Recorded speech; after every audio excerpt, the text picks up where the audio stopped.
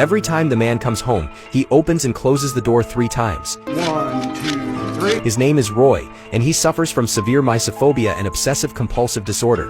Itchy son. He uses a shoehorn to put on his shoes and meticulously wipes his hands clean after washing. He is obsessed with cleanliness and does not allow anyone to enter his house with shoes on. You didn't take your shoes off. Okay, I'm taking the shoes off. Okay, buddy. I'm taking them off. See, they're off. Shoes are off, okay? In order to function like a normal person, he has to take medication daily. Without a doubt, he is a patient, but he's also a master con artist. Though Roy's scams are simple, they never fail. His partner, Frank, makes the calls to identify potential targets. Once they've locked onto a victim, Frank tells them they've won a grand prize from their company. To claim the prize, the person must pay taxes to the government. Or, alternatively, they can avoid the taxes by buying a water purifier for $500 from the company.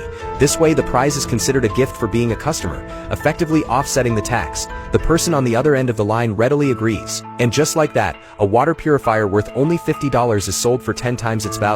But that's not the end. Roy and Frank then pose as police officers and visit the victim's home under the pretense of investigating a fraud case. In reality, they want more. An elderly woman at the house, almost in tears, recounts how she was scammed. Roy tells her that catching the culprit is possible, but he needs the couple's cooperation. Since they had transferred $500 to the scam company, if they authorize the police to access their bank account, Roy can trace the fraudster. Eager to recover their loss, the couple signs the authorization form without a second thought. And just like that, their money ends up in Roy and Frank's pockets. Who knows how many people they've scammed using this method? Maybe it's karma catching up. One day, Roy accidentally drops his pills down the drain. He tries to contact his doctor for a new prescription, only to find out the doctor has moved to another city. Without his medication, Roy's condition spirals. He scrubs his entire house from top to bottom, from the living room to the bedroom, from the bed to the floor. By the time Frank arrives, Roy is drenched in sweat. To keep Roy from messing up their operation, Frank refers him to a new psychiatrist. Roy soon contacts the doctor, who tells him that his condition is psychological,